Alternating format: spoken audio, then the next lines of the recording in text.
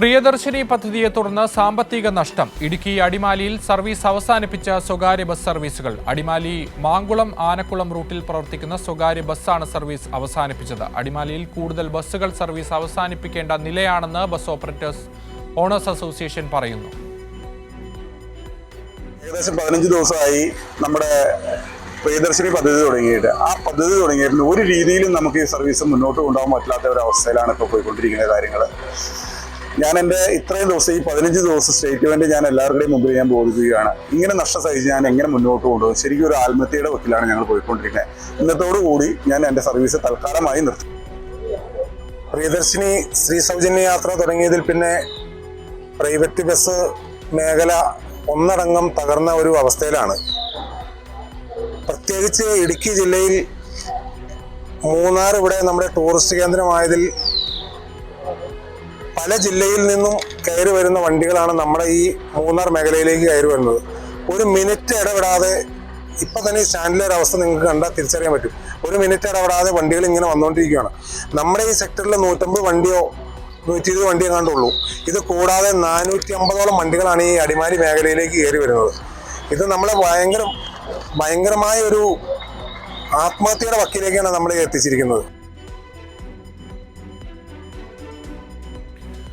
Akhil DS ആണ് ഇടുക്കിയിൽ നിന്ന് ചേരുന്നത്. അഖിൽ, ഈ പ്രിയദർശിനി സൗജന്യ യാത്ര ആരംഭിച്ചത് മുതൽ സംസ്ഥാനത്ത് ഉടനീളമുള്ള ഒരു പ്രശ്നമാണിത്. സ്വകാര്യ ബസ് മേഖല വലിയ പ്രതിസന്ധിയിലേക്ക് നീങ്ങുകയാണ്. എന്താണ് ഇവർ പറയുന്നത്?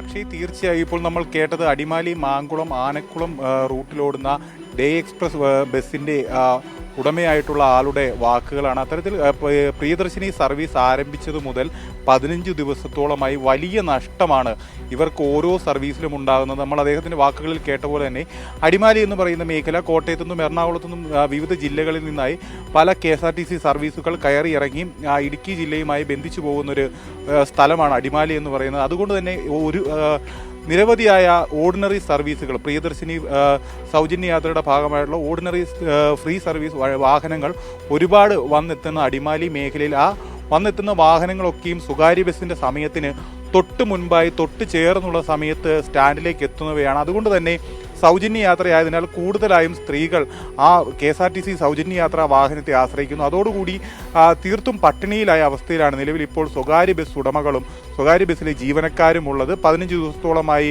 എല്ലാ ദിവസവും വലിയ നഷ്ടം സഹിച്ചാണ് ഇവർ മുൻപോട്ട് പോയിക്കൊണ്ടിരിക്കുന്നത്. വലിയ രീതിയിലുള്ള ഡീസലിൻ്റെ വിലയും ടാക്സും അടക്കം ജീവനക്കാരുടെ ശമ്പളവും അടക്കം കൊടുത്ത് വലിയ രീതിയിലുള്ള ഇപ്പോൾ നമ്മൾ അദ്ദേഹത്തോട് സംസാരിക്കുമ്പോൾ അറിയുന്നത് വലിയ രീതിയിൽ അദ്ദേഹത്തിൻ്റെ കയ്യിൽ നിന്ന് കഴിഞ്ഞ 15 ദിവസമായി സാമ്പത്തികമായി വലിയ രീതിയിലുള്ള നഷ്ടമുണ്ടാകുന്നു. അതുകൊണ്ടാണ് ഇത്തരത്തിൽ താൽക്കാലികമായി തൻ്റെ 30 വർഷത്തോളമായി താൻ ആ മേഖലയിൽ ബസ് സർവീസ് നടത്തുന്ന ഒരു വ്യക്തിയാണെന്ന് അദ്ദേഹം പറയുന്നുണ്ട്. ഡേ എക്സ്പ്രസ് എന്ന ബസ് 30 വർഷത്തോളം ആയി അടിമാലി മാങ്കുളം ആനക്കുളം മേഖലകളിൽ സർവീസ് നടത്തി വരുന്നൊരു ബസ്സാണ്. ആ ബസ്സിൻ്റെയാണ് സർവീസ് നിലവിൽ താൽക്കാലികമായി അവസാനിപ്പിക്കാനായി ഉടമ തീരുമാനിച്ചിരിക്കുന്നത്.